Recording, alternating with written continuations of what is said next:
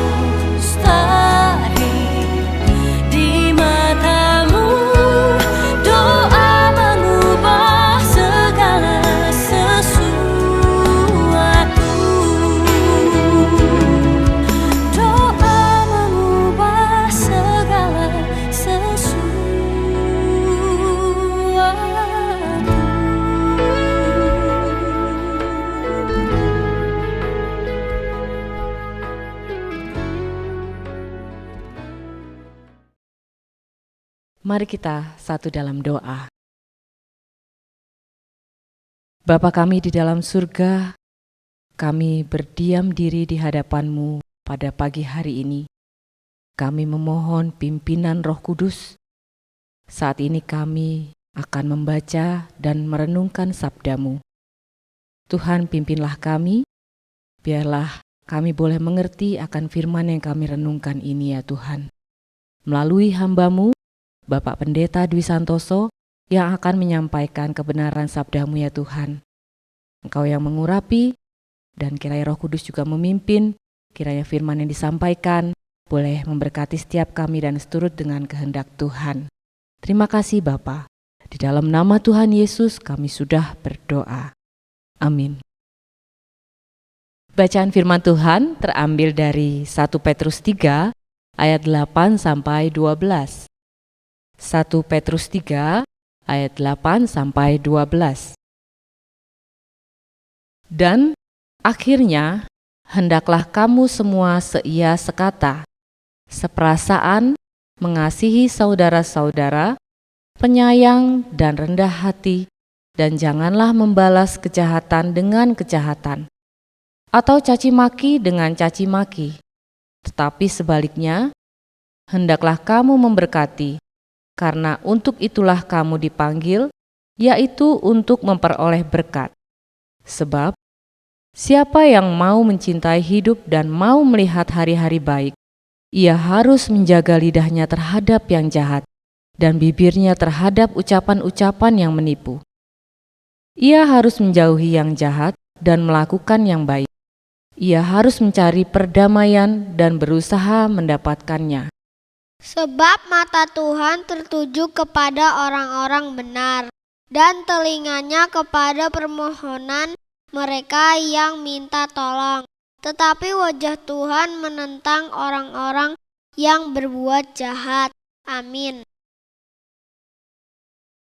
Bapak, Ibu, Saudara yang dikasihi oleh Tuhan, saya memberikan judul renungan kita pada pagi hari ini, yaitu Tuhan selalu mendengar. Bapak, Ibu, Saudara yang terkasih, teriakan orang yang berteriak itu dimaksudkan adalah untuk meminta perhatian dari orang lain atau pihak lain. Orang yang berteriak itu biasanya mengalami sesuatu sehingga dia membutuhkan pihak lain atau orang lain untuk boleh memperhatikan dia. Contohnya, mungkin Bapak Ibu pernah melihat film Titanic. Film yang booming tahun 97-98 itu betul-betul film yang sangat menyita perhatian publik.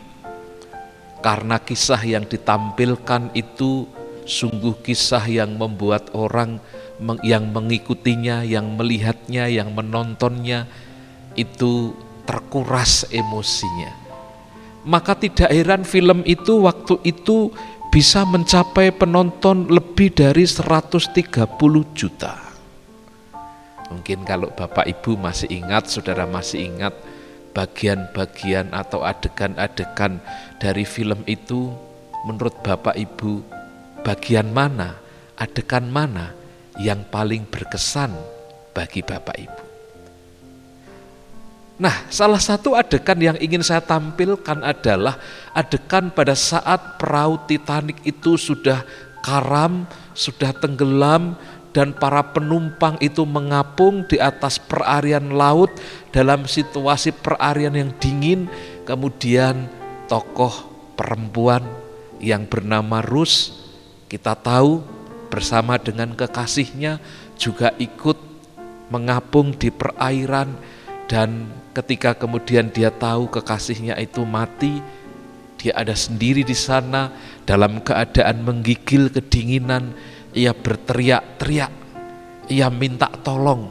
Apalagi waktu itu di kejauhan ada sekoci perahu yang kecil melintas. Rupanya teriakannya tidak bisa didengar oleh perahu kecil itu, dan dia mengambil peluit untuk meminta perhatian dari sekoci yang lewat itu. Dia meniup peluit, sehingga melalui tiupan peluit itu tadi perahu sekoci kecil yang lewat itu mendengar, dan mereka mengarahkannya untuk menolong tokoh yang bernama Rus ini sehingga ia selamat. Teriakan yang dia lakukan melalui peluit itu yang mengundang perhatian dan akhirnya menyelamatkan hidupnya. Saudara-saudara yang dikasihi oleh Tuhan, bacaan kita juga mempertengahkan sebuah cerita atau kisah tentang orang-orang yang sedang dalam penderitaan. Di dalam penderitaan mengalami kesengsaraan itu tidak jarang teriakan menjadi ekspresi kita untuk mengungkapkan keadaan itu. Rasul Petrus yang menulis surat 1 Petrus ini ditujukan kepada orang Yahudi yang ada di luar Yerusalem. Mereka yang tersebar di Asia Kecil saat itu mengalami penderitaan. Tidak lain dan tidak bukan disebabkan karena orang-orang Kristen itu hidupnya berbeda dengan orang-orang yang lain. Orang-orang yang lain saat itu kita tahu bahwa Kekaisaran Romawi itu begitu menguasai termasuk Asia Kecil, itu termasuk wilayahnya, maka mereka menyembah kepada kaisar. Sementara orang-orang Kristen itu menyembah kepada Tuhan yang dikenal di dalam nama Yesus Kristus. Maka pemerintah Romawi menindas mereka. Maka pemerintah Romawi tidak suka dengan kekristenan yang tidak mau menyembah kaisar itu. Mereka kemudian disesah, mereka kemudian dianiaya. Tujuannya adalah agar mereka menyangkali iman mereka. Nah, di tengah-tengah kesengsaraan itulah kemudian di dalam surat ini orang-orang Kristen diberi nasihat oleh Rasul Petrus agar mereka berserah kepada Tuhan, agar mereka menyampaikan curhatan, pergumulan hidup mereka itu kepada Tuhan. Paling tidak ada beberapa hal yang dinasihatkan Rasul Petrus. Yang pertama adalah di tengah segala penderitaan itu hiduplah seia sekata, seperasaan, saling mengasihi satu dengan yang lain. Ayat 8 Rasul Petrus mengatakan, hendaklah kamu seia sekata, seperasaan, mengasihi saudara-saudara, penyayang dan rendah hati. Rasul Petrus mengingatkan, hai orang Kristen, sebetulnya engkau adalah tubuh Kristus. Jikalau anggota tubuh yang satu itu menderita, hendaklah anggota tubuh yang lain turut menanggung, merasakan. Engkau tidak sendiri. Hendaklah penderitaanmu itu ketika engkau ditindas, engkau menderita, engkau merasakan sakit itu, engkau boleh saling tolong menolong. Engkau boleh saling menopang.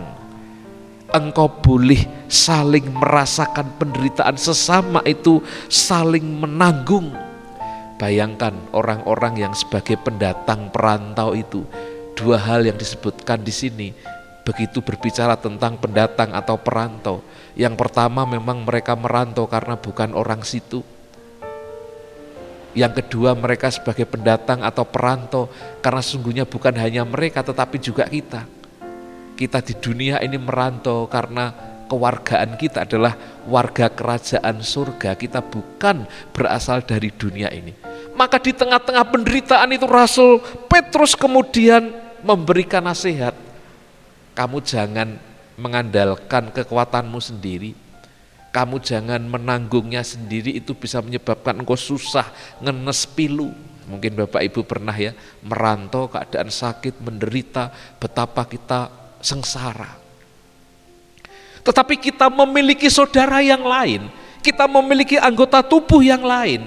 Maka untuk memenuhi hukum Kristus, untuk saling mengasihi itu, maka kita perlu peduli, kita perlu empati, kita perlu terbuka, kita perlu memberikan perhatian kepada yang lain. Saling tolong menolonglah kamu, demikianlah engkau memenuhi hukum Kristus. Maka kalau engkau saling mengasihi, maka itu sebetulnya kita dengan cara tolong menolong itu kita memenuhi hukum Kristus. Yohanes 15 ayat 12. Perintah Tuhan Yesus di sana jelas sekali untuk membuktikan bahwa kita murid Kristus adalah hidup saling mengasihi, tolong menolong. Yang kedua, di tengah segala penderitaan itu hiduplah dengan bijaksana, tetap menjadi jalan berkat bagi sesama. Tuhan tidak menginginkan kita hanya berfokus pada diri sendiri, tidak hanya berfokus kepada penderitaan kita saja, tetapi di ayatnya yang ke-9 melalui Rasul Petrus Tuhan mengingatkan kita, janganlah membalas kejahatan dengan kejahatan, caci maki dengan caci maki, tetapi sebaliknya hendaklah kamu memberkati. Kita sebagai orang Kristen yang hidup di dalam kasih, kita harus mengasihi semua orang, termasuk orang yang jahat dan memusuhi kita. Bukan saja kita mendoakan mereka, tetapi kita harus membalas mereka. Membalas kejahatan itu, tapi bukan dengan hal yang sama, bukan dengan kejahatan, tetapi dengan kebaikan. Betapa sulitnya ini, tetapi itu perintah Tuhan agar hidup kita menjadi jalan berkat.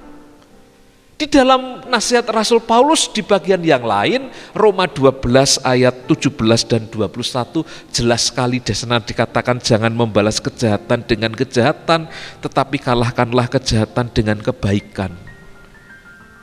Dan itu tidak mudah, tetapi bukankah itu tugas kita? Kalau kita adalah garam, maka garam itu tidak harus berada di lautan sehingga dia bisa menjadi garam yang menjadi berguna, tapi dia harus berada di tempat yang lain. Kebaikan itu menjadi nyata kalau kemudian kebaikan itu dipergunakan untuk mengatasi kejahatan, mengalahkan kejahatan. Maka dari bagian ini kita belajar, saudara, bagaimana Rasul Petrus menegaskan bahwa hidup kita tidak ditentukan oleh orang lain tetapi diri kita. Ketika kita membalas kejahatan itu dengan kebaikan, artinya kita tidak mau mengikuti irama kehidupan perilaku mereka yang jahat, tetapi kita memiliki gaya hidup sendiri sebagai seorang Kristen yang mengolah manusia batiniah. Itu yang dikatakan di dalam ayatnya yang ke-9. Ya, mari kita mengolah manusia batiniah kita. Ya, yang mencintai hidup, yang mencintai kebaikan, yang mempraktekkan kebaikan, mempergunakan bagian hidup kita, tubuh kita, lidah kita di ayatnya yang ke-10. Bukan untuk mencela, bukan untuk menipu, bukan untuk mengutuki, tetapi untuk mendoakan, tetapi untuk membimbing, tetapi untuk menasehati, untuk menjadi jalan berkat bagi sesama, sekalipun mungkin ada mereka yang berlaku jahat terhadap kita. Rasul Petrus mengingatkan kita agar kita menjadi manusia-manusia yang mengolah dan mempergunakan manusia batiniah kita, memancar menjadi penuntun jalan berkat bagi yang lain. Dan tentu yang ketiga, bukan dengan kekuatan kita, tetapi yang ketiga, mari di tengah-tengah segala penderitaan dan pergumulan itu, jangan pernah lupa melibatkan Tuhan di tengah-tengah kehidupan kita, melalui doa-doa kita. Menghadapi segala penderitaan itu dengan melibatkan Tuhan melalui doa agar kita mendapatkan kekuatan.